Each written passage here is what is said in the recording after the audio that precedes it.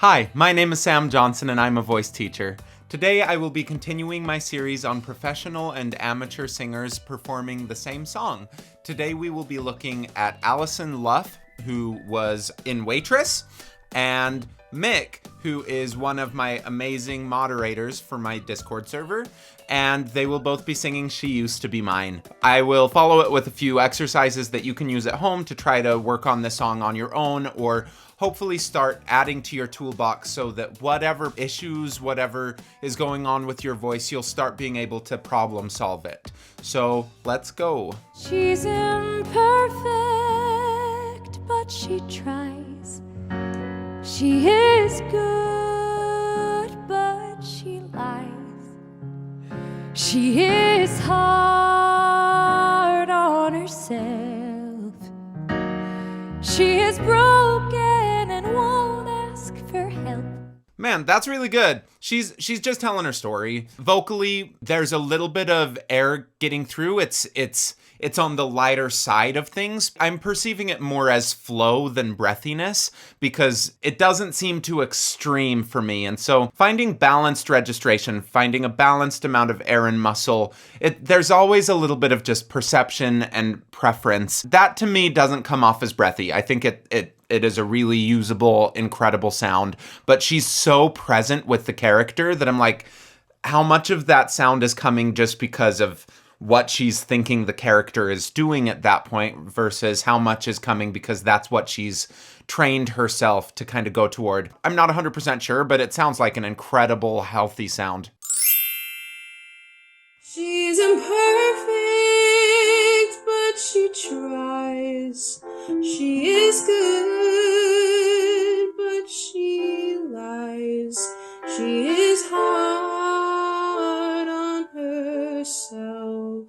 She is broken and won't ask for help. Mick sounds incredible, especially on those upper notes. Like it's this really clear kind of piercing sound. So that's the difference that you hear between the two, where with Alison, you hear a little bit of extra, not extra air, but like it's consistent from the top to the bottom of her range, but it doesn't have quite as much ping or twang to it as Mick has at the top of her range. With Mick, when she goes toward the bottom of her range, toward like that C, it starts losing a little bit of that quality. So to me, and just from my experience with her, I know that she has a tendency at the bottom of her range to not let it become as chesty. And that kind of sounds like an imbalance to me, where the top of her range, like she's awesome. She's a really exceptional singer, really good technician up there. And then as she starts going to the bottom, it just loses a little bit of that same sound, even when it seems like something that she's working on purpose. So that's something to start just focusing on a little bit, is building up chest voice, making sure that it's a conscious choice every time that it comes to the bottom. That said, that is me analyzing this with the experience that I have hearing her and hearing that that's a consistent thing over time. If we look at this song, how she's performing it just in isolation, it is fine. Like the bottom, I don't think it needs to be she is perfect, but she tries and get like really loud at the bottom. It's just that, I hear that, and then with the context of the rest of what I know from her voice, I'm like, okay, that's happening. One, because of the need of the song and just the contour of that melodic line, but it's also happening because like that's the path of least resistance for her, and it's less a choice and more just her default. And so to me, that's something to kind of work on. And when you're doing technique work, it would be good to just make sure that like that that's why you're doing the technique work, is so that when you then go to the quieter thing on the end of that phrase, it becomes a choice rather than something that you just have to do because that's the only way that you really know how to do it. And you're not what I asked for. If I'm honest, I know I would give it all back for a chance to start over and rewrite an ending or two for the girl that I knew who was reckless just enough.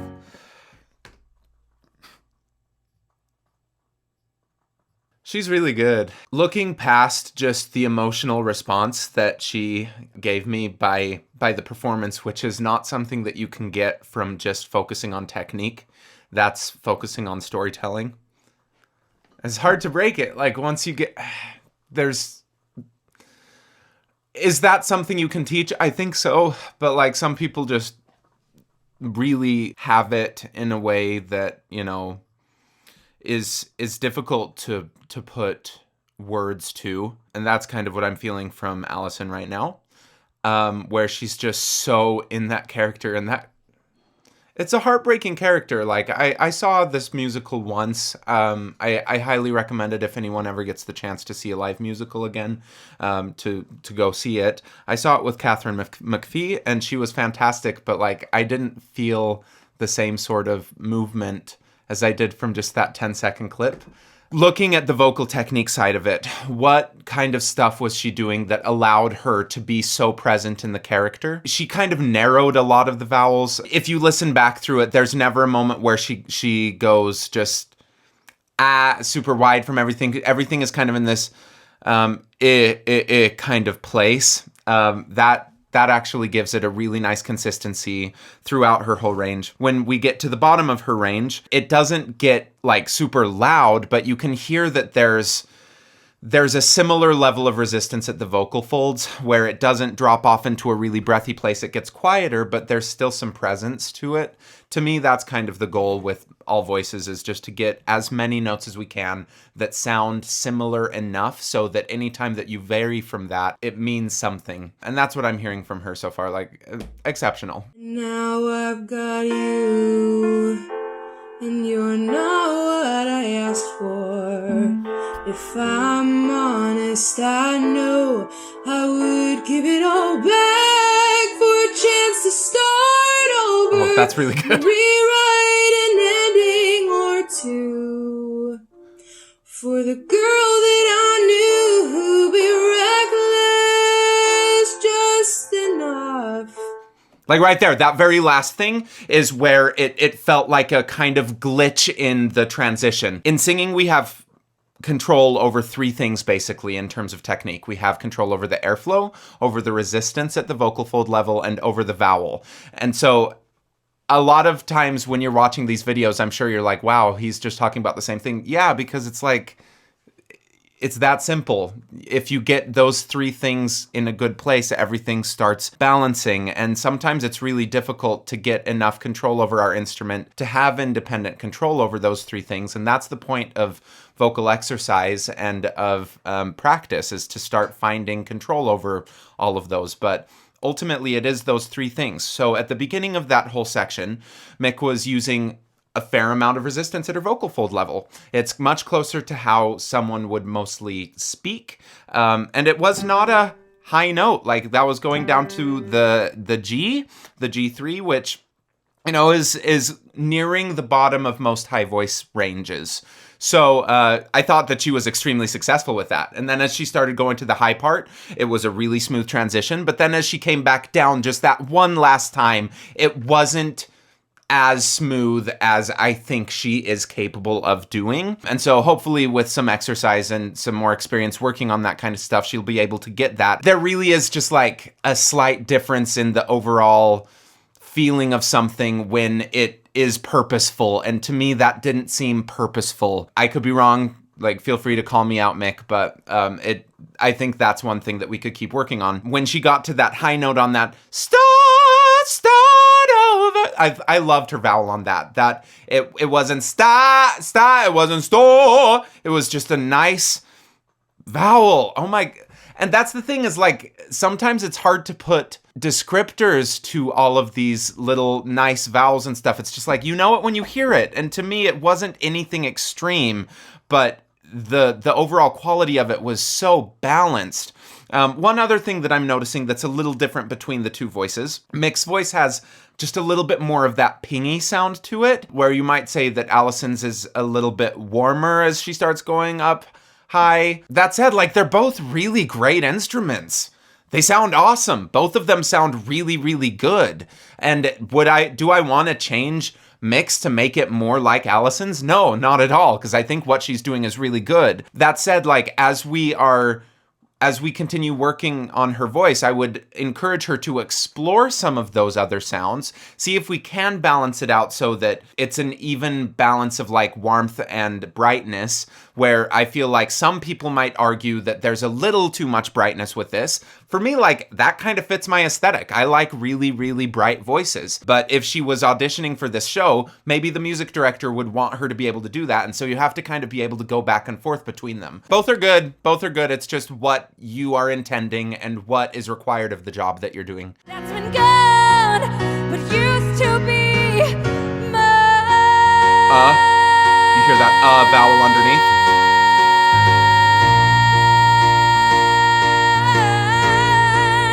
Used to be mine.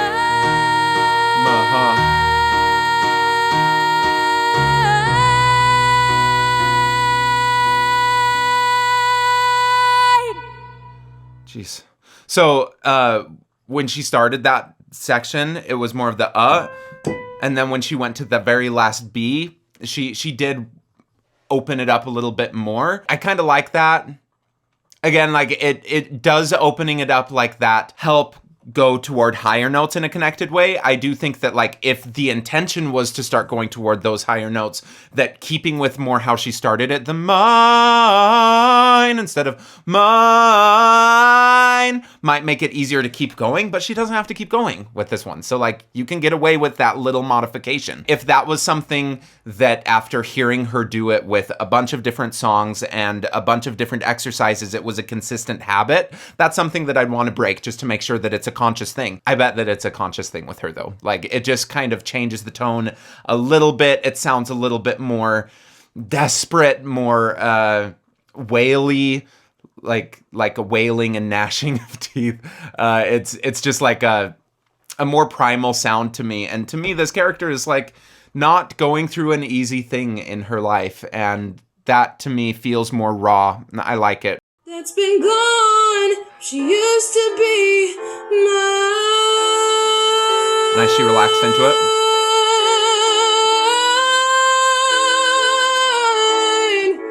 Used to be mine.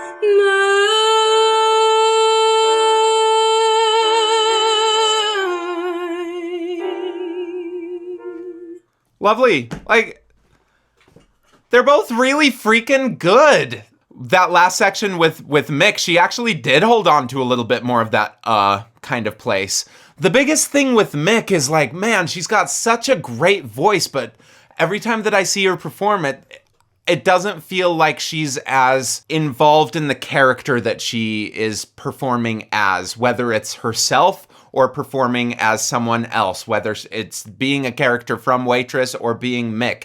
Like, I don't see what she's feeling as much as I would like. And it's like, when you have an instrument that's that good, you can kind of stop thinking about what you're doing with your instrument and really bring all your focus to what the point of music is, which is heightened communication. For me, that's the biggest point of music, is so that we can explore emotions in a way that just words alone cannot, in a way that just acting alone cannot. However, those things both have to be present for that communication to be heightened. And I do think that a lot of times we get so wrapped up in trying to sound a certain way, in trying to make the technique a certain way, that when we get into a performance setting, we lose that initial humanity, that initial, like, need to communicate and to be vulnerable in that way. And so, like, if you get to that level that you can just trust what your voice is doing, just trust it.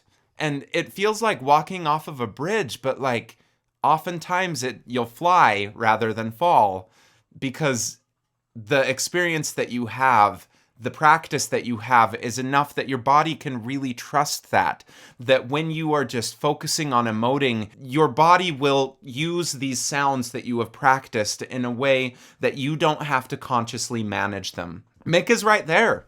Like, the biggest thing I'd suggest for Mick is, like, go join an acting class. You know, just, like, something to get out of your head and focus on being the character, because the instrument is there.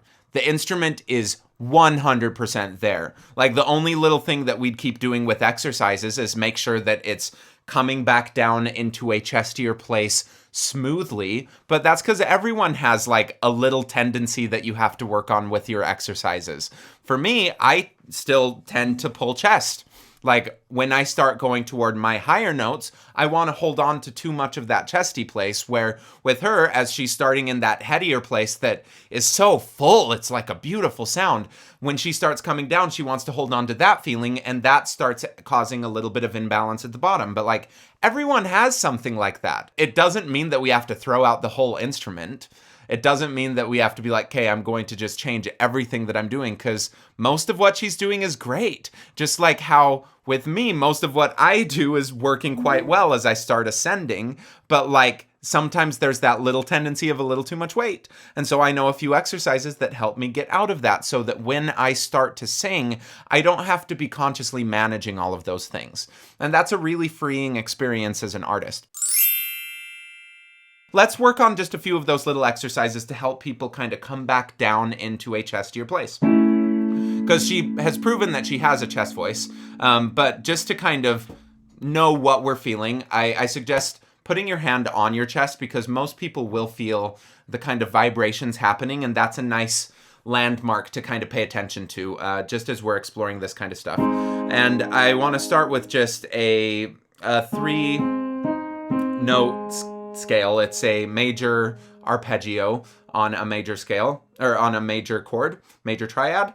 And we're just going to try with a yeah, yeah, yeah, yeah, yeah. And as you're doing that, pay attention to just where you're feeling it. Do you feel it kind of go, yeah, yeah, yeah, yeah, yeah, like you're pulling a headier place down too far? Or does it feel more like your spoken voice? Yeah, yeah, yeah, yeah, yeah.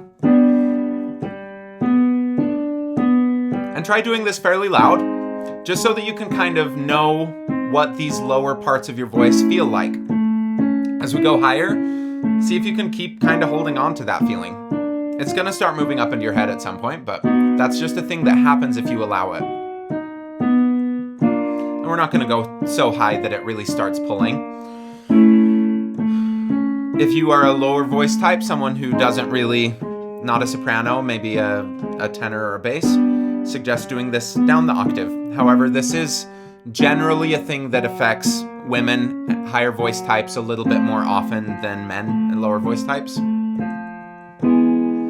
But nothing in the voice world is, 100% going to be the same for everyone. They're all just things to explore.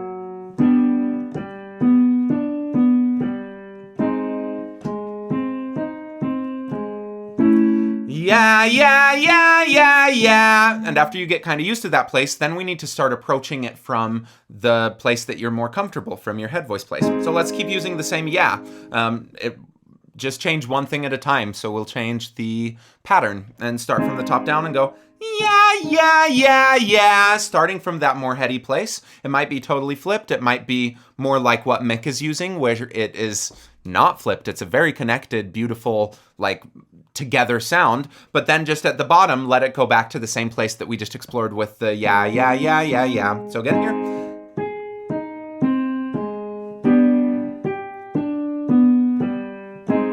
Yeah, yeah, yeah, yeah. Yeah, yeah, yeah, yeah. Yeah, yeah, yeah, yeah. Yeah, yeah, yeah, yeah. It can also be helpful to think of a little crescendo on the way down. Yeah, yeah, yeah. Just to make sure that you're ending in that same, more full place. Because a big thing about vocal training is just not getting stuck anywhere. We don't want to get stuck in our head. We don't want to get stuck in our chest. We don't want to get stuck in our mind. We want to always just be in the moment and able to make whatever sound is useful for whatever character we're exploring. Whoever we're empathizing with that day, even if it's just with ourselves.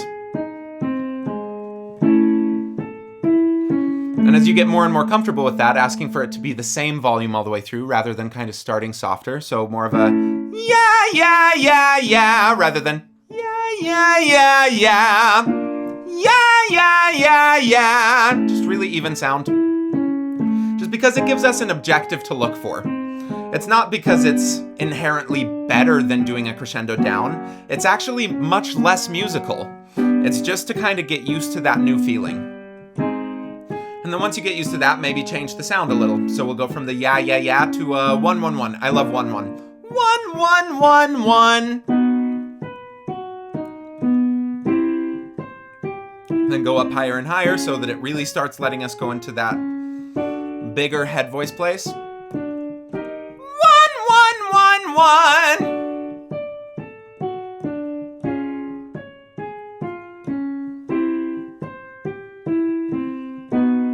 And then make it even more like words. So 1, 2, 3, 1. 1, 2, 3, 1. Or down the octave, you could do it just as easily. 1, 2, 3, 1. 1, 2, 3, 1. 1, 2, 3, 1. 1, 2, 3, 1. And that can be a really useful sound for bigger voice, lower voice people who have struggle in that middle octave where it's not quite their head voice, it's not like quite as low as they might be speaking, but just getting used to kind of starting it a little bit more gently where they might default to going quite loud. I think that can be another one. Top-down exercises are beautiful for pretty much everyone. It's just knowing why you're using them that makes it matter. Because like a lot of these exercises, people might be like, oh, that's weird. I don't understand why, but like it works. Yeah, but ask yourself, why is it working? What is the default coordination that I default to that I'm trying to change? Because if you know what the default is, then you can look at these exercises and be like, I know that this exercise tends to do this for me. I default to this, so doing this ends up going here. And then everything becomes a logic game rather than just like, I'm doing it because someone told me to. Because ultimately, like,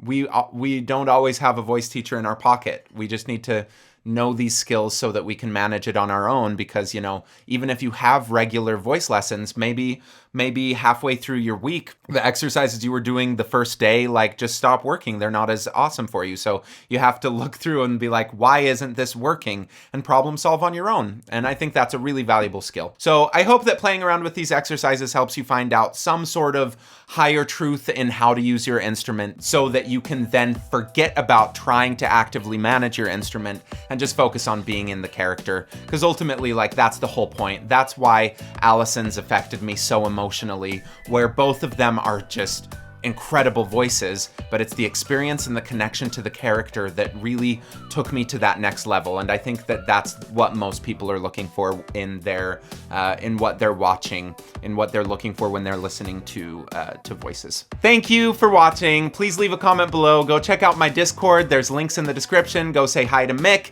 Go say hi to me. Comment. Please share this video with your friends if it helped you. Have a great day.